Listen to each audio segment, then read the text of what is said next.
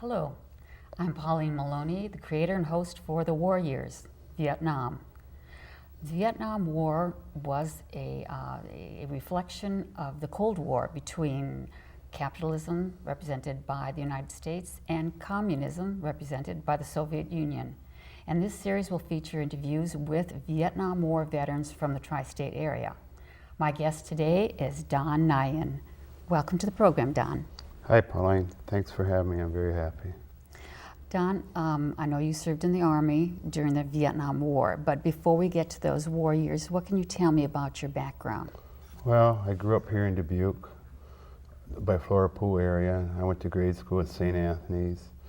In my 8th grade year, my folks bought a farm outside East Dubuque on Route 5. And then I finished up 8th grade in St. Mary's, East Dubuque. Then I went to Wahlert my freshman year. And then I went to 3 years Hazel Green. That's where I graduated from, Wisconsin. Did you go to work then after that, or? Yes, I did, Pauline. I worked at several jobs, and I worked at Edwards Construction Company. Up till almost the time I got drafted, I worked for the railroad for a little while, and then I got my draft papers when I was 19 from President Lyndon B. Johnson. He's the one who tapped you on the shoulder. Yes, he is. Where did you go for basic training then? Or where were you inducted? Because most people go to Des Moines, but not for you. No, I was inducted. My draft boy was Lancaster, Wisconsin. I went to the Milwaukee Induction Center. And they're up there, they took physicals and all that. And then we inducted in the service, swore in up there. And where did you go for basic then? And then basic training, I went to Fort Bliss, Texas. That's down by Juarez, Mexico, on the Mexican-Texas border, right? And I had my basic down. I had 1 week we took tests, and in 8 weeks we went in to do our training for basic training. Well, no, when you're tested, is that so that the Army can figure out the best place to put you? Is that it? I guess, what you're best suited for. And what did they decide that you were best suited for? Well, they turned out to be infantry. Infantry, Now, this 8-week with the mortars, can you explain what that was all That about? was after basic training. That was in my AIT. Okay, I went to Fort Polk, Louisiana for AIT for 8 weeks. There I was trained in mortars. And then I liked the 81 mortar, the 4.2 deuce mortar.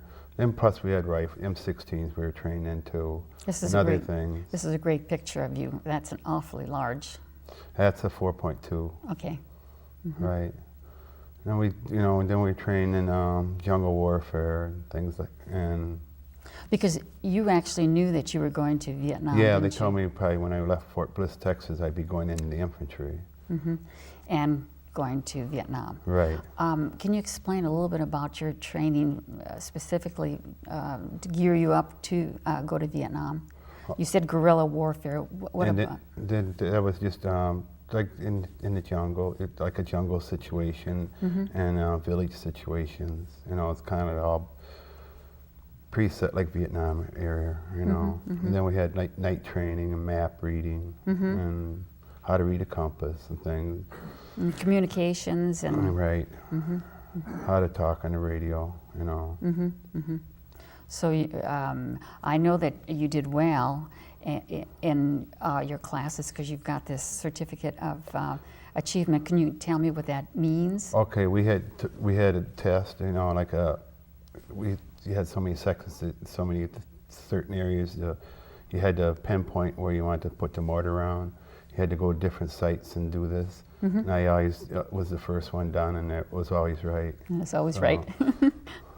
So I got that for being the top gunner in the class. Interesting. Okay, you're finished with your training.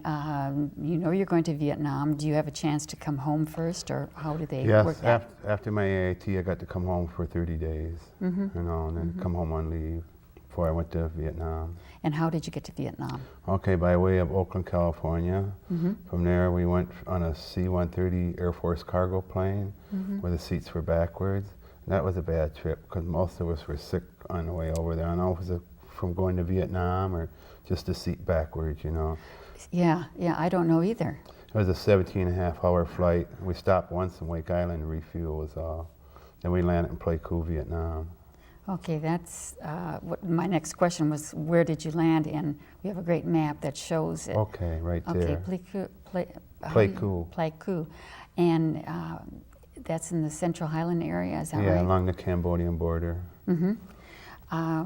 What was your initial week there? I mean, did you get more training? How did that work? Yeah, so you go over there, you get a week in-country training. They train you about, they let you sight your rifles in, you know, make sure they're on your, you know, in your sight, your windage and your elevation, all that. If you got to move left to right to get you on the target you want it, the bullseye. So we did that, and then they train you. I was going to say, when you're issued that gun, is that the one you keep with you? M16, Do you yeah. keep the M16 The whole with- time, the whole right, time? right. Okay, so you do have to make sure that it, you know exactly how it's going to Right, how shoot. it shoots for you. For right. you, for you. Right, because every person's different, you know.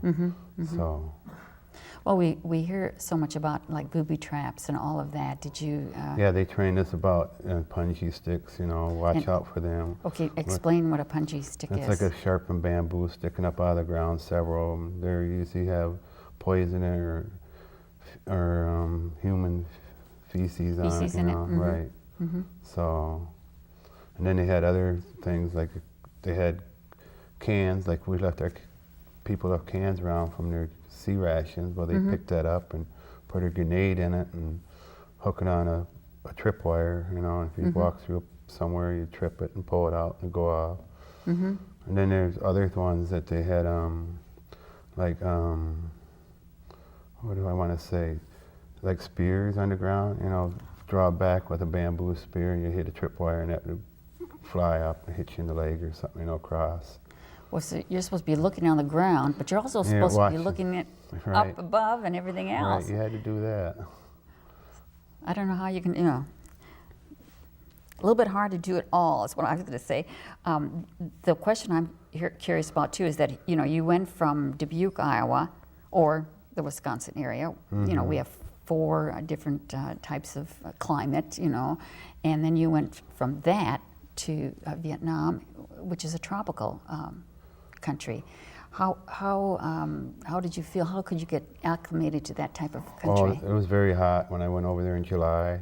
It was, July is it when was you went. humid, and you know, it was, you know, you got there, so you got off the plane, your clothes just kind of drooped on you, you know. And it's, you know, it's just a lot different than around here, you know. So you had that long 17-and-a-half-hour trip where everybody was sick, and then you come to Vietnam and, you know, to this hot, humid country. What was that first week like then, you know, food-wise? And It was a lot of training, you know, and they teach us all the things, refresh us on things that we learned through the Way thing. back, But then on our last day of training, you get a meal, steak meal, you know, at the mess hall. Well, I remember one thing stuck in my mind when I come out. It really bothered me. Some of the guys didn't finish eating their steaks, you know, and then the Vietnamese people were out there, they'd snatch what you had on your plate off and just sit there and eat. I thought, boy, they must be starving, you know. Just. it's interesting that that image has stayed with you all these years, too. They were starving. Right. What was one of your first excursions? Up into Okay, the- when I first hooked up with my company, I was with the first squad,